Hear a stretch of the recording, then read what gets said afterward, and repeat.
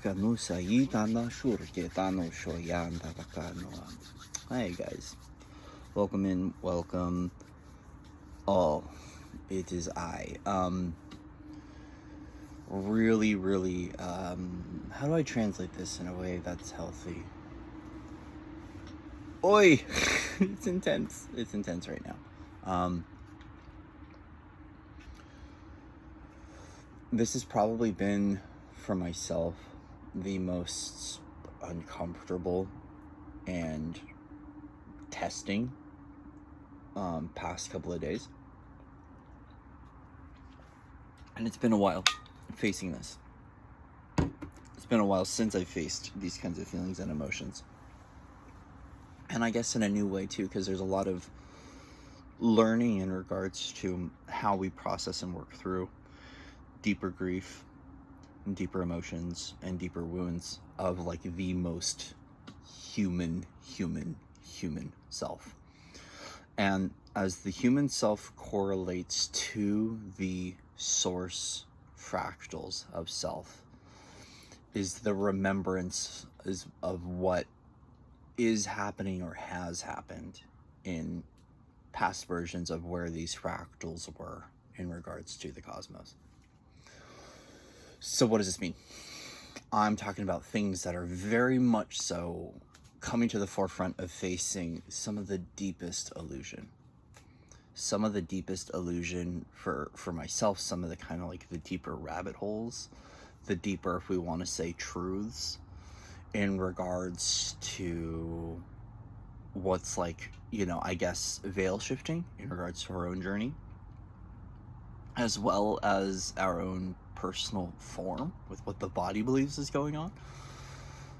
And then also too is like within the new integrated self, how do we cope with some of the feelings? And so it is where I myself am in that dark night energy and not wanting to bring that for others, right? Because this isn't about creating kind of like an infected space or a spiral space or creating a doom scenario, but rather activating and initiating hope for ourselves, because it's what do we do with this space. And I know for myself, something is grinding my gears to just show up. And this morning, the song that came through was I'm With You with Avril Lavigne. And it's really interesting because it is definitely one of those relationship songs, right? But it is one that's bringing up a lot for myself, because it's kind of like, as I am in this space of just nothing but darkness, what is this guiding hand, and why aren't things more gentle? It brings in a lot of questions, like, why would I create this? Why would my soul choose this? Why, right? A lot of healthy levels of curiosity. But also too is that within this is a profundity of validation over what the local condition is going through. What do I mean by local?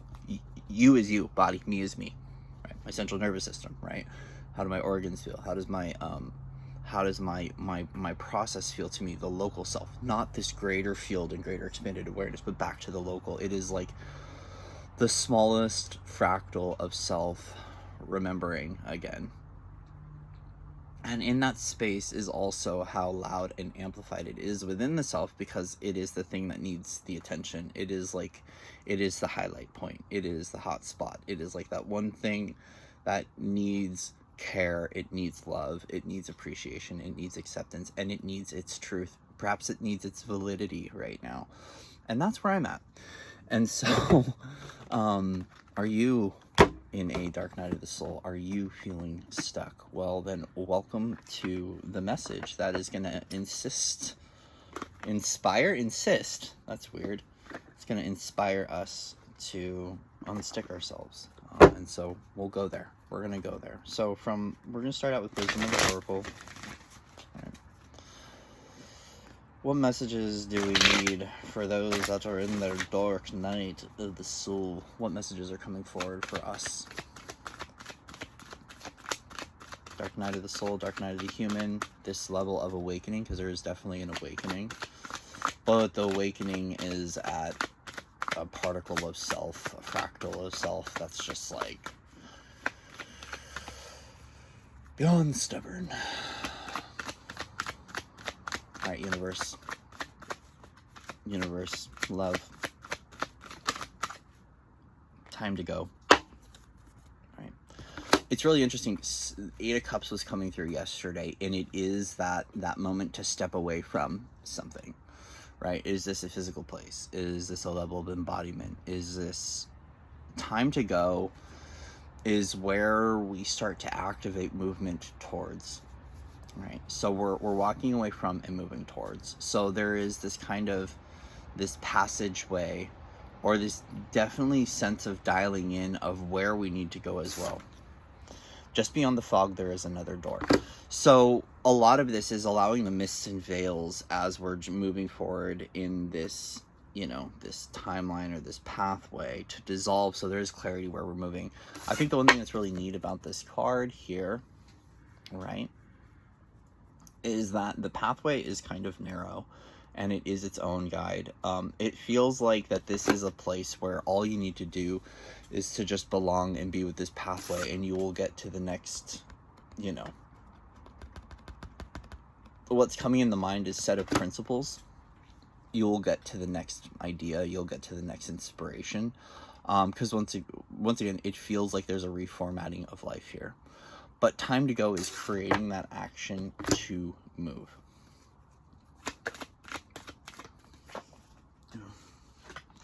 Time to go. Ooh. So perhaps there's something you're being called to do, and there is resistance or judgment towards it, right? It's really interesting. This feels like it is a freedom and liberation, and a freedom and liberation that's gifting you an opportunity to transcend timelines, to transcend obstacles, to transcend illusion, and to transcend narrative. So there is a deeper layer asking to be released from self, and it is something that you are resistant towards, which is why this is the alchemy. This is the pressure point that brings in peace and stability. It's actually quite interesting. These are the exaggerated particles within the form that are finding their route to equilibrium and equanimity. And I speak to that because of the word chaos. This can feel very frantic. It can feel confused because it is, in fact, a dismantling. Now, it's really interesting. Yesterday, and I say theory because I get these things that come through every so often that don't make sense, but they question, they reroute, they kind of definitely help us to see things in a new way. And the phrase that I had heard through the field was, I refuse to dissolve. And at some level, it was kind of bringing in this idea that the perfect human or the perfect design or the perfect blueprint requires you to dissolve and to dismantle. And this energy or sequence was saying, no, I don't. I just need to perfect myself, right? Align myself. And it's kind of like, as the heart is hurting, it's continually believing like something needs to dissolve in order for purification to occur, or something needs to be lessened within the journey, right? Sacrificed, for instance, so you can get to where you need to go. There is a moment that this dismantling is bringing in a breakthrough. It's clearly guiding us somewhere. It's just that the in-between, it is what brings in the resistance, which is a part of the dissolve. This is that waiting room energy. When in the waiting room, what do, right? And it's funny, like the phrase that just came through right here was when in Rome. It's like, when in Rome, do as the Romans do, which is kind of fucking... Anyway, so either way, this precipice of action, this ability to carry forward, is the ability to move through those energies that are impartial, can't quite meet, can't get along, are not able to fully find harmony, equilibrium, and balance, which is really interesting because I know for myself, I haven't been able to pay attention to astrology a whole lot, but Libra tends to be a very healty balancer, but on one level of the scale is that which is imbalanced and is seeking that divine harmony. This in itself, the movement itself, is providing a level of clearing right now that's giving us an opportunity to shed or to transcend layers. Hence why this kind of death transformational energy is occurring.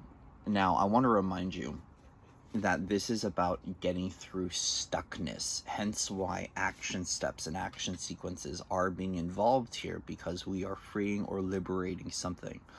Whether this is from the physical human identity, whether this is from your own local environment, you are breaking through right now some sort of disharmonic or discordant particle in the body, which can relate to an identity, it can relate to an issue, it can relate to a narrative, it can relate to a story, it can relate to a soul identity, it can relate to a cluster, it can relate to a star system. It's like this one point, this one fractal actually expands and connects in its own unique way to you and to your journey. So this isn't a one-size-fits-all thing, but either way, we're looking at contrasting resolution that is seeking neutrality in order to align to that which is harmonic. But this is the transcendental layers, which means this is the actual dissolve of layers that's getting us to the point of recognizing something clearly from within. So this is the dissolve. Perhaps there's a sense of insecurity in taking action on this thing, because there might still be fog or veils or mists or illusions. It's kind of like, hey, wait for the perfect moment. When there is no perfect moment, the perfect moment is now to get up and to go, right? To get up and to go, to create movement, to create action, it begins now. Some of us do that. Oh, we wait for the perfect climate. We wait for the perfect timeline. We wait for the perfect experience. We wait for the perfect ending. Sometimes there isn't. Sometimes the perfection is in you taking action, right? Only you can stabilize this experience. Only you can create this new environment. Only you can accept this new trajectory. Only you can listen to your inner call. Only you can trust your inner voice. So this is about you trusting that inner voice, that inner ping that's creating the movement to work through or to move through in your own journey. Okay, yang, there we go. There's the principle of the divine masculine, the ability to take action and to create form within something.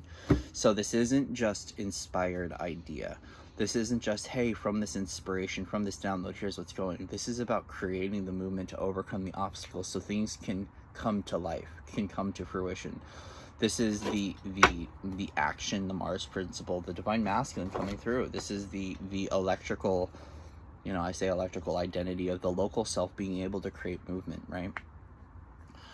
So magic isn't just a fleeting thought. Creation isn't just an idea. Realities require action. And when you take this action, you're propagating the reality of choice through healing this quote unquote chaos and conflict.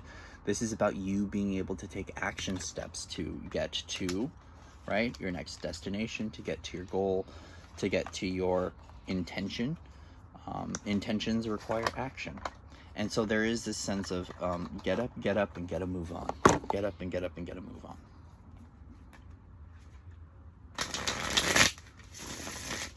It's interesting. There is this, I had this theory that used to come through about the waiting room. And the waiting room was kind of a transitionary point in which we would kind of sit and kind of wait, and you would gestate, you would melt, you would, shut the lights off. Sometimes it's like Dark Night of the Soul energy. Very much so, kind of like shamanic revelation kind of stuff, where you kind of sit in the darkness and you meet your fears and you come out the other side, kind of,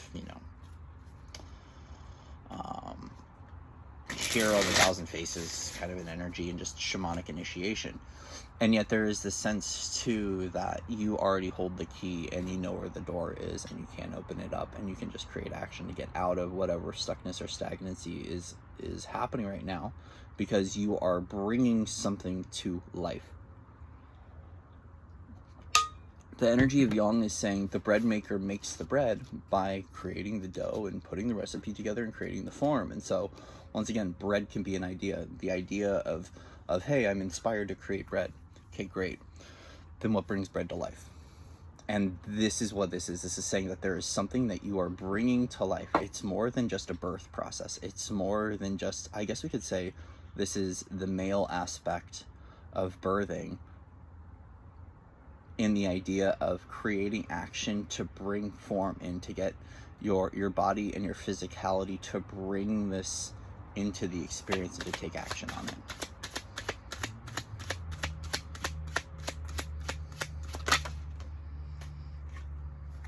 Ooh, the Lover is moving quickly. Okay. So obviously, this is something that is bringing people together. Clarion call, right? This feels like this is a connection with family, friends, and soul family. This is what this alignment brings. You know what?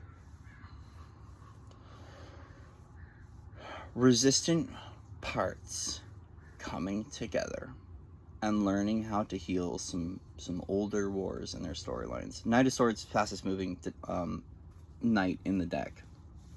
Accelerated, very quick, but also a little impulsive and a little bit more of what I would say is the energy of war, the energy of separation. Hence why chaos and conflict is showing up. So we're looking at Lover's resolution here, especially in regards to the balancing or the equilibrium of two polarities, right? The negative and the positive, the yin and the yang, the feminine, the masculine, all built from within. This is actually rather, this is something to forgive within ourselves. That's a part of, and I'm hearing it really far back here, the forbidden fruit. And a part of this is kind of like when we enter the Garden of Eden and we take the bite from the apple tree, what occurs? This is an opportunity to dissolve judgment over polarity, over, the binary world, over the dual world. It's interesting because it is third wave, right? It is third wave, it is third way. But we're looking at opposites, right? Celestial opposites, cosmic opposites, and even opposite pairs that bring equilibrium when they harmonize and work together. And we're looking at the friction and restriction between the two that accelerates them into a space of our journey. So right now, this is about the masculine coming online, the principle of doing, the principle of form, the principle of physical embodiment, the principle of builder, the principle of that taking action on that which we know to be true.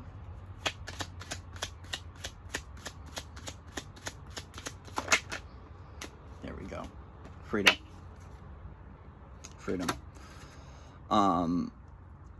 A part of this is because, the Eight of Swords is what... and by the way, we're not going to end this on the Eight of Swords, but the Eight of Swords is in which we are feeling stuck or limited, especially by our own truths, by our own worlds, by our own worries, or that which we have put around us. Sometimes our security, our reality, our life can become our own prison because we've been building unconsciously. And so this is your choice to free yourself, by the way, easily. It's, and it's, Eight of Swords came up for me yesterday, and I want to talk about the Eight of Swords a little bit. Eight of Swords traditionally talks about how easy it is to slip yourself out of this kind of an energy. But when it is a part of your own living and breathing creation, it can feel exhausting. So here's the thing. First off, where are you still expecting a white knight savior to come cut you out of your own experience?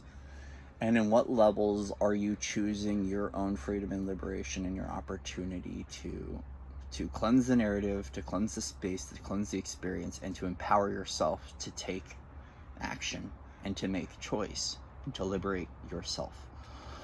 And it's because when I see this spread, I see this kind of damsel in distress energy that can come from us having to face our own emotions, right? Wanting to be rescued from, wanting to be saved. wanting to be healed, want to be granted, right, access or whatever this is. But either way, in the pursuit of your own alignment, in the pursuit of your own goals, in the pursuit of your own aspirations, where have you disempowered yourself? Where have you told yourself that someone else had to do it for you, that you couldn't do it for yourself? In what levels did you see yourself as just a fractal and rather than a whole? In what level were you not loving and kind to the conditioning and the experience of your journey? And at what level are you being asked right now in your experience to release yourself from the blinders and from the lies of an unconscious world, or one that might not serve any longer, to create movement for your journey, especially when there's a better house on the hill? You know, it's really interesting because a part of the Eight of Swords energy is that once she dismantles this and walks away from these swords, right, behind her is a really nice castle that she can walk right towards. And so essentially, right, like the most optimal place in our journey is closer than we might be able to fully understand about our journey, but it requires us to get the blinders off and to take action and to find harmony and equilibrium, especially if there's something that you're being called to do, or you've been asked to do, or you've been guided to do by your own sense of inner truth, because of unsticking yourself from these darker or lonelier situations. Are you truly, or are you truly lonely, truly lost, or are you blocked? And this is sometimes a self-imposition, a self-imposed journey, a dialogue with self, because we've allowed truths, air, mind communication of self to build our own imprisonment, perhaps one that we believe someone would save us from over and over and over again, because that's the way the old reality ruled. And now you're being asked to save yourself so love can come to fruition, so you can balance this polarity through the physical. Here we go. So what's really interesting here is you don't have to do this alone. What's really cool about the Three of Pentacles, and I like this, is that there is a healthy way, rather than consistency looking for a savior, there's working with others. There's healthy guides. There's, the fact is that within this space, like, you can ask for help. Asking for help doesn't mean you're being saved. Sometimes we just don't know the map, right? We don't know the roadmap. We don't know where to go. We don't know the instruction list. And that's because perhaps if you've been used to, there's two ways to flip this, okay? We're going to flip this. If you've been used to asking for instructions, you're being asked to be the self-instructed.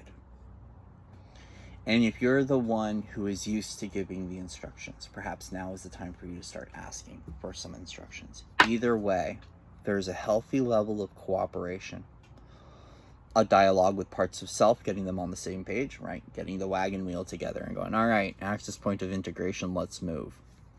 But that's the inner. In the externalization of this, there are others who are happy to greet you and meet you and to work with you to recover or to unveil a solution from this experience, which is a reminder that you don't have to go at it alone. Okay. So yes, it can be dark and lonely in this space. Yes, it can feel unforgiving. Yes, at times it can feel like a nightmare, but there are others who are willing to work with you in your local environment to give you an opportunity to see reality in a new way, to harmonize to a new solution, or perhaps, right, to refine your skill set, right? To be able to get better acquainted with what's really going on, especially if you can't separate the wood from the trees.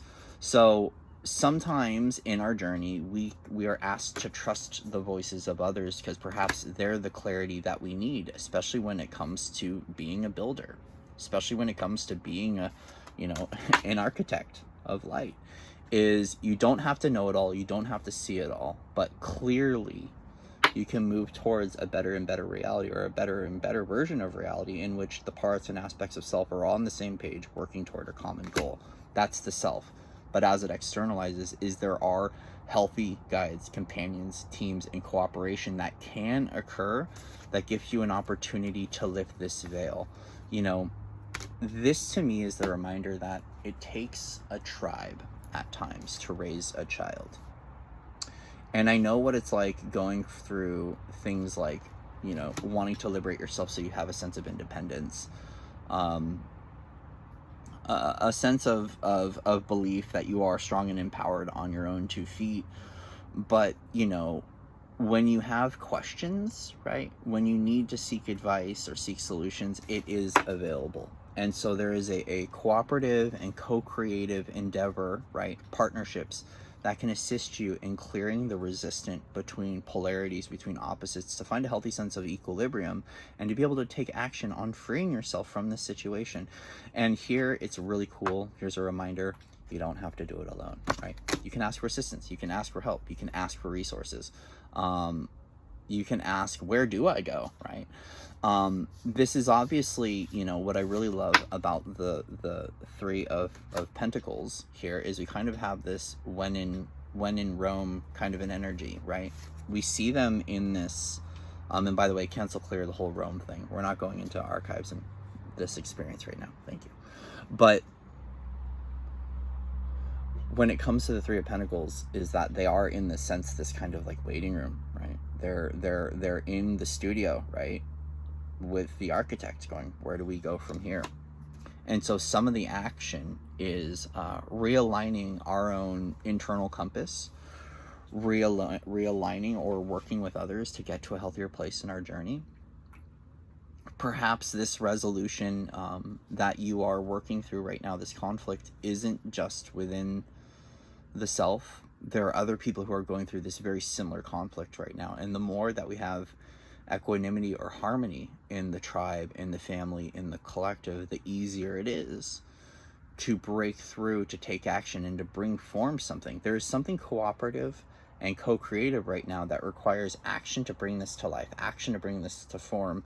And it's not just within the self, it's allowing these parts to converge and to work together, right? Because it requires a team to build this out. It requires a team to get this done. And so there's a healthy sense of community coming together. There's a healthy sense of others joining at the same table, making this happen. Perhaps there is a grounded and practical applied plan towards these build outs and these experiences coming to fruition. And if you've been resistant towards this coming to life and coming to light, you're being asked to get out of your own way with the 8 of Swords so things can come together. So I want to say it's healthy. It's healthy to admit to your innermost self that you feel stuck, that you feel lost, that you feel scared, that you feel alone, that you feel insecure. Identifying what you're feeling in regards to that which has been communicated to you, in regards to your own belief systems, in regards to your own thoughts, and in regards to your own theories is really, it's healthy. It's a healthy thing.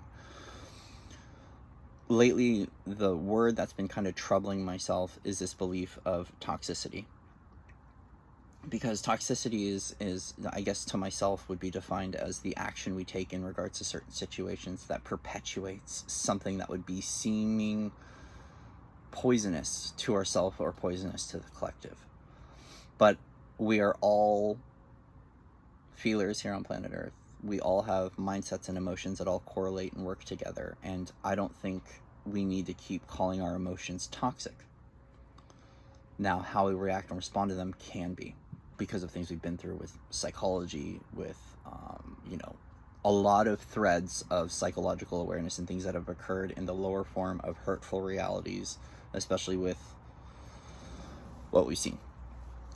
But here, is the admission of I can't is an okay and healthy thing, especially if it's something that brings in a lot of fight or deconstructive energies, because you don't know how to deconstruct this. You don't have to deconstruct it alone, because actually something is building out in regards to this. So just like a phoenix ignition, the dismantling that is occurring, right? The resistance we feel towards getting out of this, whatever like limitation we're feeling that we're breaking free from, whatever liberation is occurring, it's gifting us an opportunity to co-create something, right?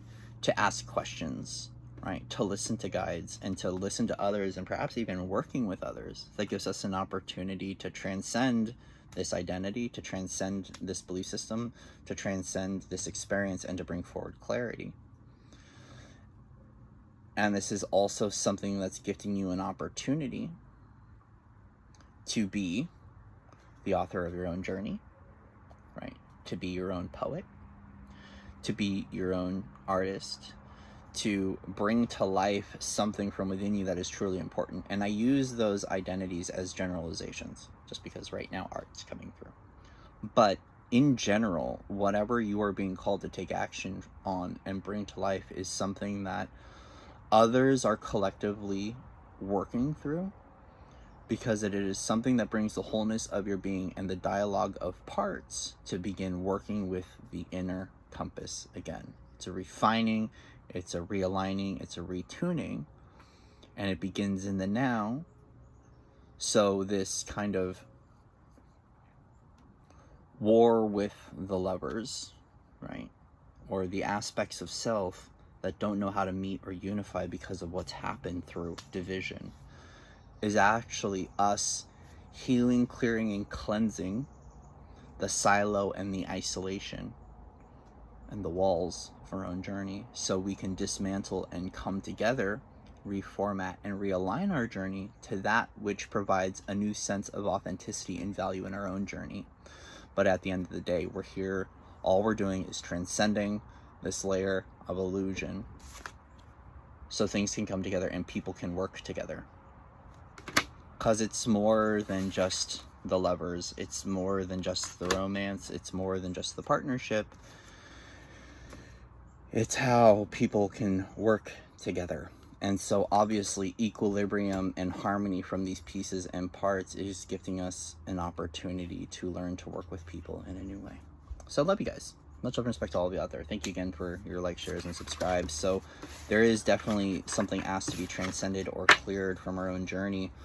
And yes, you know, labels and identities continue to cleanse, but there is obviously something that in this lifetime we've chosen for ourselves. Once again, free will choice. And right now is about clearing the lonely man is an island. I don't know what to do. Rapunzel, right? That Rapunzel energy, which can happen especially when we have a stagnancy, a buildup of belief systems in regards to being alone, not having others, right? Whatever that dialogue is. And that dialogue, it is what we're asking to release, and the action steps helps us to bring to form something new for ourselves. And perhaps this is a more liberated and freed self. This is also one who is more equanimous, something that is more unified, something that is more put together, because we're looking at the separations, the exiles, and the parts of self that perhaps don't know, back to that smallest particle, or back to that insecure, or that particle that and I say particle because it's a fractal of self that just doesn't know harmony because of whatever judgment or resistance or conflict it has been sitting with for quite some time. It's recognizing that which is conflicting from within you, especially in regards to issues or concerns or illusions, you don't have to meet with on your own. No one is here to rescue you from it, but there are loving help and gentle guides that can offer you some instructions on what to do and can give you an opportunity to cleanse the way and to cleanse the experience in something that might not be, it doesn't have to be as dramatic as it feels for you. And sometimes it's just about hearing the voice of others, especially if the voice of self is really loud and really not helpful. All right, love you guys. Much love and respect to all of you out there. And with that, see you soon. Namaste.